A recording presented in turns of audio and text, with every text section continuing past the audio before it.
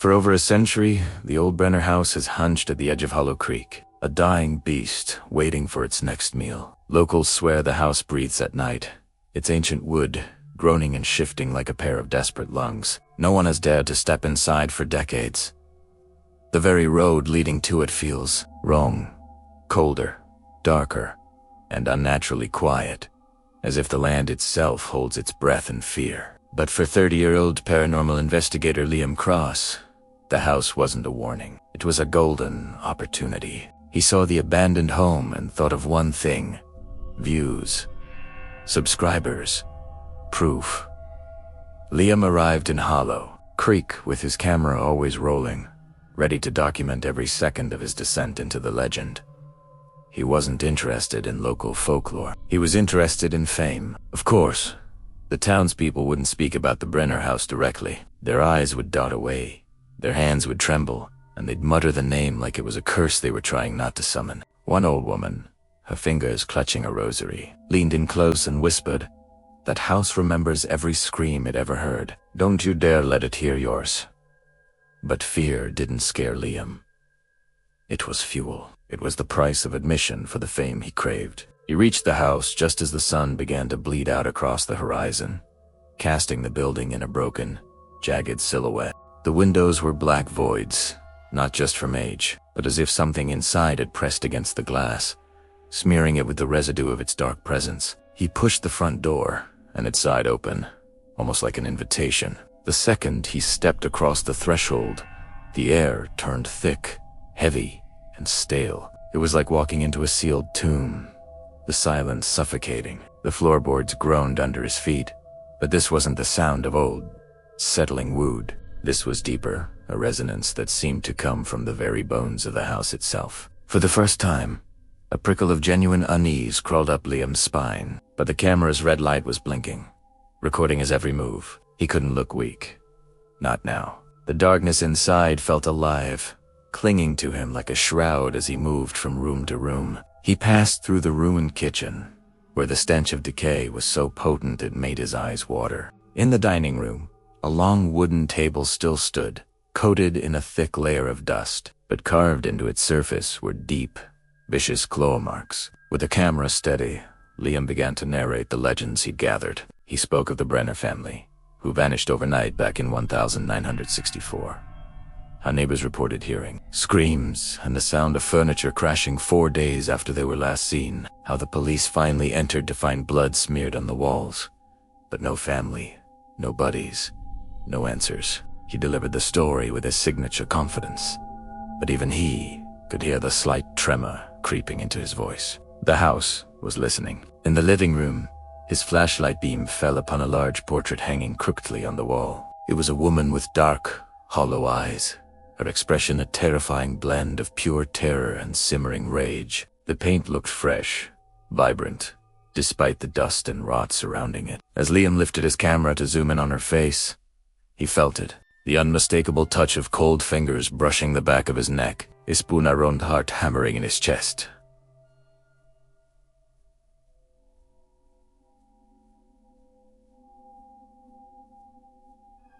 No one. Just shadows stretching across the room like inky tendrils, waiting to pull him in. The entire house seemed to pulse around him, taking a long, slow breath in, and then out. Liam muttered something to the camera, a weak attempt to explain it away, to convince his future audience and himself that he wasn't scared.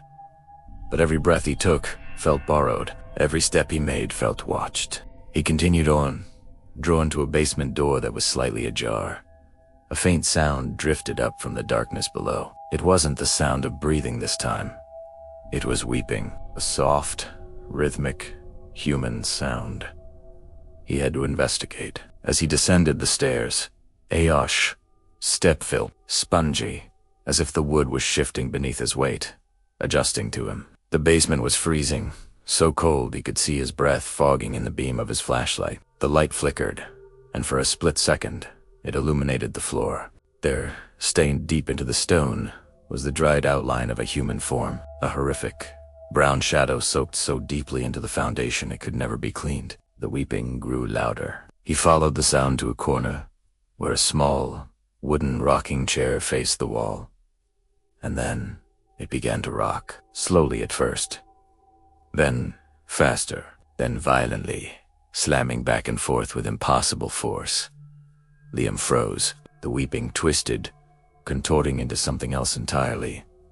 Laughter. A child's giggle layered with a sound that was ancient and full of fury. His camera began to glitch, the screen flashing with static, a high-pitched whine screaming from its speaker. And then a voice, not from the room, but from the camera itself, whispered two words.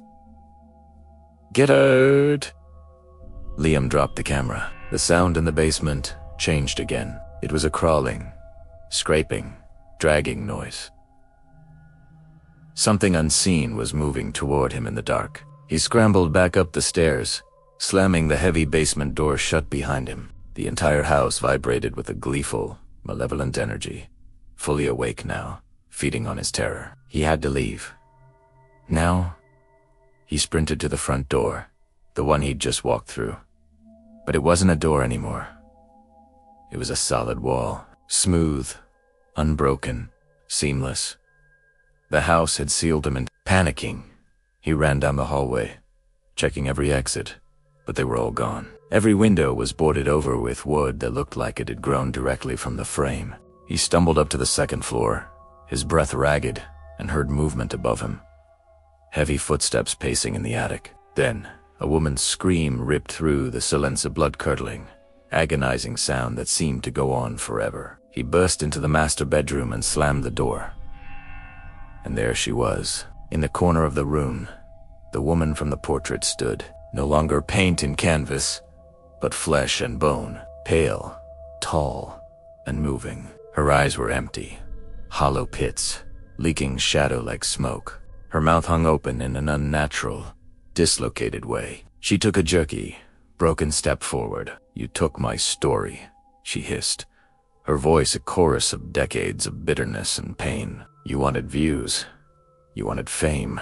You wanted our pain." Liam fell backward, scrambling away, a scream trapped in his throat. She lurched closer. "You came to exploit us, to mock our suffering, to turn our tragedy into your entertainment." Her hands rose, long and skeletal, black veins crawling like vines beneath her translucent skin. "You wanted horror," she whispered, her voice dropping to a deadly calm. "Then be part of it." The walls of the room warped and twisted, the space shrinking around him as the house responded to her rage. The floor bubbled like hot tar. Shadows rose from the corners like grasping hands, and Liam finally screamed as they seized him, pulling him down, the house swallowing him, absorbing him, claiming him. His camera, still on the floor, recorded it all, until one final shadow reached down and the screen went black. 3 months later, a group of hikers found Liam's abandoned car. His camera was discovered on the porch of the Brenner house. The final clip showed him running, panicked, while a woman's shadow stretched impossibly across the walls behind him. It ended with a single whisper, captured on the audio. "Let Hollow Creek remember him." And the town did. They say the Brenner house still breathes every night, just before midnight. But now, the crying from the basement is a man's voice. And sometimes, if you listen closely enough, you can hear him begging for subscribers. And the woman's voice, she just laughs. The house, at last, has its revenge. The Marobi orphanage had been abandoned for 70 years. It was a rotting tooth in the mouth of Hollow Creek, a place so heavy with sorrow that people would cross the street just to avoid walking past its rusted gates. The entire building leaned sideways, as if collapsing under the weight of its own grief. Its bricks stained the color of old, dried tears. The windows were shattered voids, black holes that stared out at the town. But every night, someone would claim to see it. The silhouette of a young girl passing from room to room. It was always the same height, always the same slow, dragging walk. Locals whispered that the walls themselves spoke at midnight, but no one had ever dared to listen long enough to understand what they were saying, except Daniel Crow. Daniel wasn't some ghost hunter or a paranormal investigator looking for a thrill. He was a builder, 38 years old, recently divorced, and desperate for work. The town council had offered him a surprising sum of money to inspect the old orphanage, to see if it could be salvaged for a renovation. The moment he laid eyes on it, a deep, primal hatred settled in his bones. He hated the way it loomed, hated the feeling that the entire structure was holding its breath, waiting for him to step inside. But he needed the money. He needed a fresh start, and this grim job was his only shot. So, with a deep breath that did nothing to calm his nerves, he pushed open the groaning door and entered. The air inside was as thick as mud, instantly muffling all sound. The moment he crossed the threshold, the world went silent. No wind whistling through the broken panes, no chirping insects, not even the echo of his own heavy footsteps. The silence was a physical thing, wrapping around him like a heavy, damp blanket. His flashlight beam cut a nervous path through the gloom, revealing walls so damp they looked like skin stretched tight over bone, glistening faintly in the light. As Daniel moved deeper into the decaying heart of the building, he noticed something that made the hair on his arm stand up. Small, dirty fingerprints were smeared all over the peeling wallpaper. They weren't fresh, but they didn't feel ancient either. He swallowed hard, trying to rationalize it. Children lived here once, he told himself. Of course, there are prints. It's just an old building. He forced himself forward, his boots crunching on debris, until he reached the main dormitory. The sight made him stop dead. Rusted metal bed frames were lined up in perfect, haunting rows, many of them slowly sinking into the rotting floorboards. Blankets, stiff with age and filth, lay folded at the foot of each mattress, as if waiting for children who would due back any minute. His light swept across the room, brushing against the far wall, and he froze. Scratches.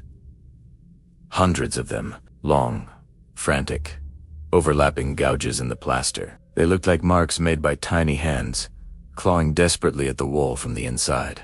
A sickly, unnatural chill shot down his spine. He approached the wall slowly, his breath catching in his throat. He reached out with a trembling hand, his fingers tracing the deep grooves. They were too deep, he realized. Far too deep for a child's small fingers to make. He leaned in closer, squinting, trying to understand what he was seeing.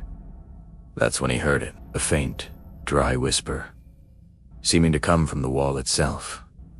"Let me out." Daniel stumbled back, his heart hammering against his ribs. His flashlight flickered violently, plunging him into momentary darkness before sputtering back to life. As the light returned, he saw something shift behind the plaster. A shape, the unmistakable outline of a small body, was pressing against the wall, as if trying to break free. "No, no, no," Daniel whispered, his voice shaking as he backed away. But the wall pulsed again, a sickening, organic movement. A small handprint began to emerge from the surface, the fingers pushing outward, stretching the floral wallpaper like wet, rotting cloth. The child's voice whispered again, louder this time, filled with an ancient desperation.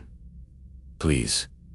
He locked me in. Daniel's breathing grew ragged. Every instinct screamed at him to run, to get out of this place and never look back. But there was something in that voice, so raw, pure fear that chained him to the spot. He found himself taking a hesitant step back toward the wall. "Who locked you in?" he whispered, the words barely audible. The answer was a sudden, violent bang that shook the entire room.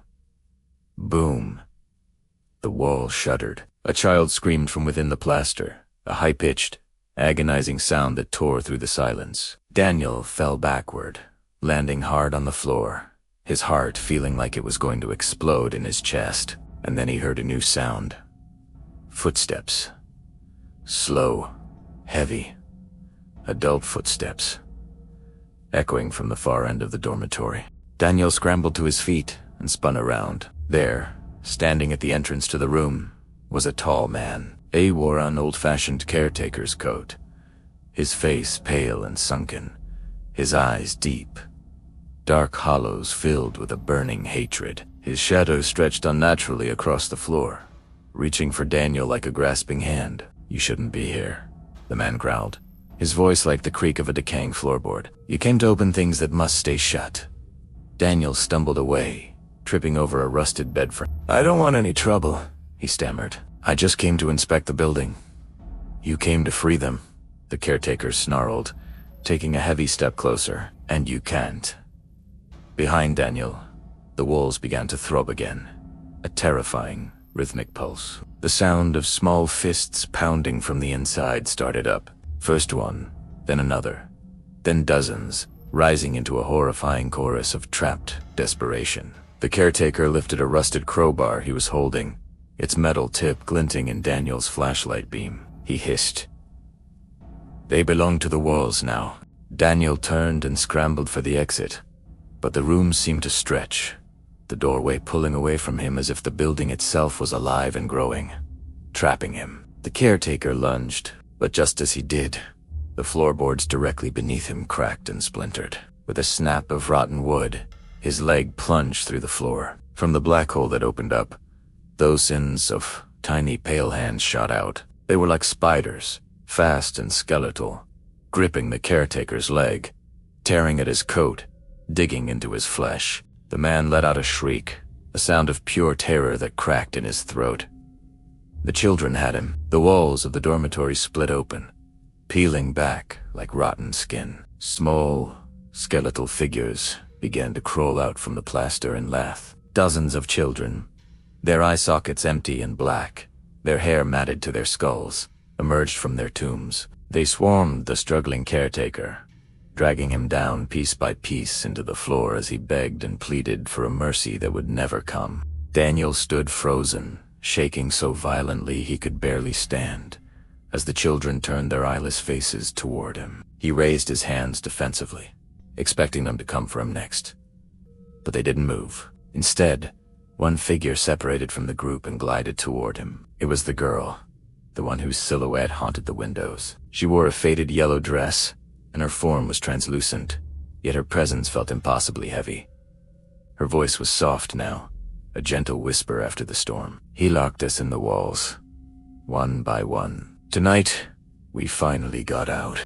Daniel swallowed, his throat dry as dust. What do you want from me? Her hollow eyes seemed to lift, focusing on him. You set us free. She reached out a shimmering, translucent hand and gently touched his own. The touch was cold, but not threatening. You may leave. And just like that, the children dissolved into motes of dust that swirled in his flashlight beam and then vanished. The orphanage itself seemed to exhale one final, shuddering sigh, a sound of profound release. The entire structure began to groan and collapse in on itself. Daniel stumbled out the front door just in time to watch the building sink into the earth, swallowed by the ground as if it were a secret finally being buried forever. The town praised him as a hero for clearing the land, making way for new development. He took the money, but he never told them the truth. He knew that some walls aren't built to keep people out. They're built to keep screams.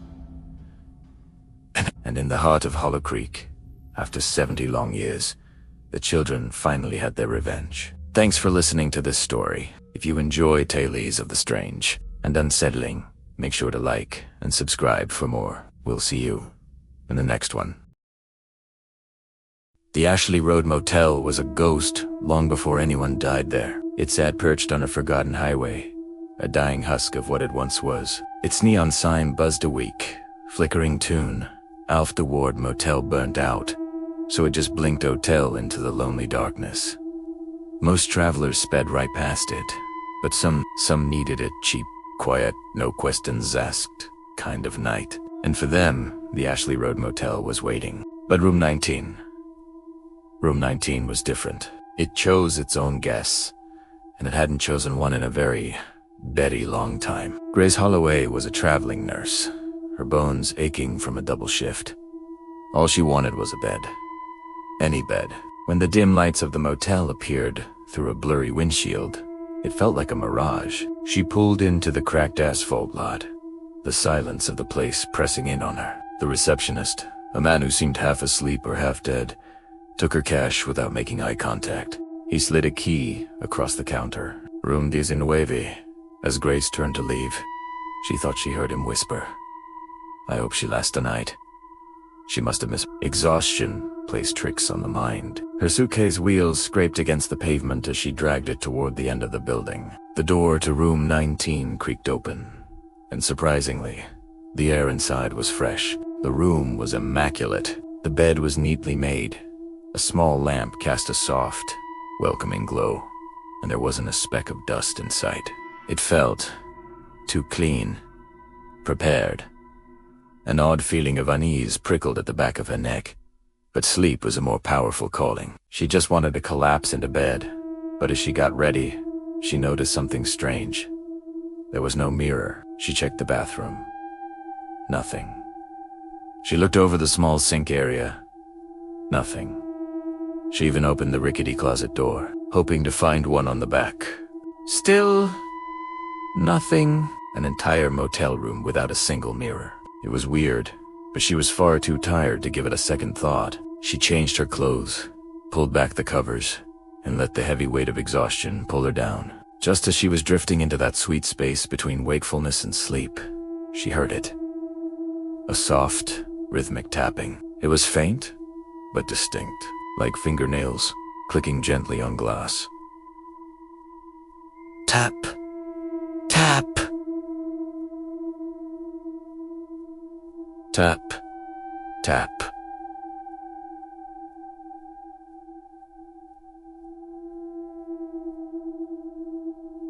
Tap. Tap. Her heart started a frantic drumbeat against her ribs. She sat up, listening intently. The sound was coming from inside the wall, right behind the headboard of her bed. Holding her breath, she leaned forward and pressed her ear against the cheap wallpaper. The moment her ear touched the wall, the tapping stopped. The silence that followed was somehow worse. Then, a voice. A woman's voice, so low and strained it was barely more than a breath, whispered directly into her ear from the other side of the wall. "Help me!" Grace recoiled, scrambling away from the headboard. Her mind raced. Was this a prank? Was someone in the next room? She called out, her voice trembling. "Hello? Is everything okay? Are you hurt?" The whisper came again, laced with a chilling despair. "He kept me here. He took my face." Grace was now on her feet, her back pressed against the opposite wall. What did that even mean? Took her face. The voice returned, its message colder and more terrifying than before. "He took your mirror. So you wouldn't see me." A wave of pure, icy dread washed over her before she could even process the words. The lamp on the nightstand flickered once, twice, and died. The room was plunged into absolute darkness. The tapping started again, but this time, it wasn't gentle. It was violent, frantic. Claws scraping, wood splintering. Something was trying to break through the wall. Grace lunged for the door, her only thought to escape. She twisted the knob, but it wouldn't turn. It was locked solid. She slammed her fists against the wood, screaming for help, her voice swallowed by the terrifying sounds erupting from the room itself. The walls began to groan and creak, as if the entire structure was laughing at her. And then, as suddenly as it began, it all stopped. Complete and utter silence descended. A silence so profound, she could hear the blood pounding in her ears. But she wasn't alone. A new sound filled the void. Breathing. Heavy, wet, and ragged. And it was coming from the closet. Slowly, her heart hammering. Grace turned. The closet door, which she was certain she had closed, was now slightly ajar. A sliver of deeper black in the darkness. A final whisper, thin and reedy, floated out from it. "He's still here." With a shaking hand, Grace fumbled for her phone, its flashlight cutting a nervous beam through the oppressive dark. She had to know. She had to see. Taking a deep breath, she crept towards the closet, her feet seeming to weigh 1,000 pounds each. She nudged the door open with her foot. The stench that hit her was overpowering, a coppery, rotten smell that made her gag. The beam of her phone's light revealed the inside of the closet. The walls were covered in deep gouges, long scratches that tore through the wood. Bloody fingerprints and smeared handprints painted a story of a desperate, failed escape, and in the back corner sat a large, wooden box. It looked old, ancient, Carved crudely into the lid was a single word: reflections. With a tremor she couldn't control, Grace lifted the lid. Inside, dozens, maybe hundreds, of broken mirror shards were piled together, their sharp edges stained with a dark, dried brown residue. It was blood. She stumbled back, dropping the lid with a clatter. And that's when she saw him. In the far corner of the room, a figure had emerged from the shadows. A tall man, standing perfectly still. His face was a grotesque collage. Strips of old photographs were glued to his skin, creating a nightmarish mask of other people's features. Scraps of eyes, mouths, and noses peeled from pictures that must have once adorned the motel walls. A low, gurgling sound came from his throat, a voice filtered through paper and glue. "You're perfect," he rasped. "You still have yours."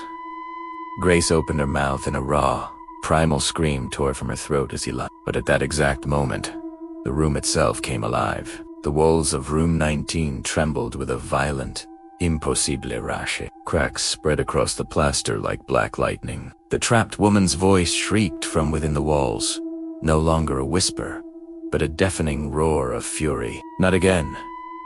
A ghostly, translucent hand burst through the wallpaper, seizing the man by the neck. Another hand tore through, then another, clawing at his arms, his chest. Shadowy figures, the tormented souls of his past victims, began to pull him backward, dragging him into the very wall where he had hidden them. His screams were high and thin, echoing with a final, deserved terror as the wall resealed itself, leaving not a single crack behind. The lock on the door clicked open. Grace didn't hesitate. She threw it open and fled, running into the cold night air without her suitcase, without her keys, without looking back. Room 19 of the Ashley Road Motel never opened for another guest. 2 months later, a mysterious fire burned the entire structure to the ground. Firefighters said the blaze was so intense, nothing should have survived. But they found one thing in the ashes where room 19 once stood. A charred, but intact, wooden box. On its lid, the word reflections was still visible. And inside, amongst the soot, lay a single, unbroken shard of mirror. And trapped within its silvered surface was the face of a woman, screaming silently, finally at peace. The victims had their revenge. Thanks for watching. If you enjoyed this story, don't forget to like and subscribe for more tales from the shadows. Stay safe out there.